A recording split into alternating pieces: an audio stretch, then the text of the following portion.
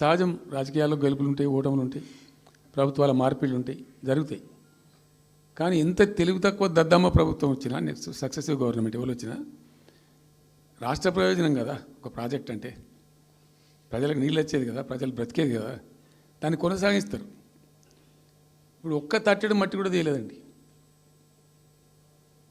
మా గవర్నమెంట్ పోయిన తర్వాత పాలమూరు ఎత్తిపోతల పథకంలో ఒక తట్టెడు మట్టి కనీసం తీయలే. మరి దాన్ని ఎందుకు అబాండన్ చేసినరో, దాని వెనక ఏం ఉద్దేశం ఉందో, ఇంత నిష్క్రియాపరత్వం ఏంది, ఇంత దారుణమైంది.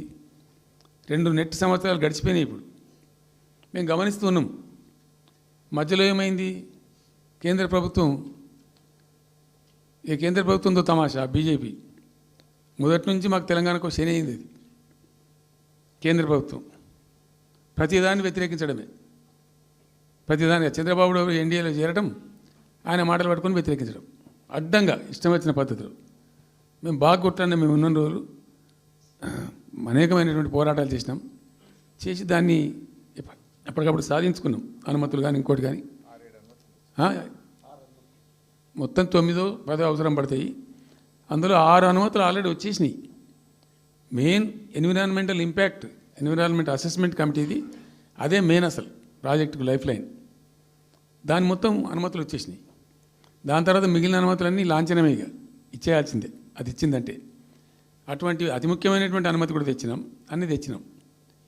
అన్నీ వచ్చిన తర్వాత కేంద్ర ప్రభుత్వం మన చంద్రబాబు నాయుడు ఎంపీలు అవసరం ఉంది కదా అక్కడ వాళ్ళకు. ఇప్పుడు ఇద్దరు ఎంపీలు అవసరం కదా, నితీష్ కుమార్, చంద్రబాబు నాయుడు. దానికోసం బీజేపీ ఎంతకైనా దిగజారుతుంది. ఆడ ప్రభుత్వం నిలబెట్టుకోవాలి కాబట్టి ఎంతకైనా దిగజారి ఆయన మాట పట్టుకొని డిపిఆర్ను వాపసు పంపించారండి. మేము ఉన్న రోజులు రాలే డిపిఆర్ వాపసు.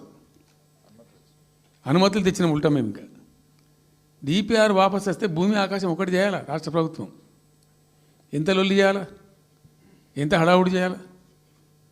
ఆల్ పార్టీ డెలిగేషన్ తీసుకుపోవాలి. అవసరం వస్తే మేము వడ్లు కొనకపోతే పోయి ఢిల్లీలో ధర్నా చేసినామండి. మేము అప్పుడు మా గవర్నమెంట్ ఉన్నప్పుడు రైతులు పండించిన పంట కొనకపోతే యావత్తు ఎమ్మెల్యేలు, క్యాబినెట్ అందరం పోయి ఢిల్లీలో ధర్నా చేసి కేంద్ర ప్రభుత్వం మెడలు వంచినాం. మేము 80 లక్షల టన్నులు మనకి తీసుకుంటామనేటువంటి ఒప్పందం మీద సంతకం చేయించుకొని వచ్చినాం.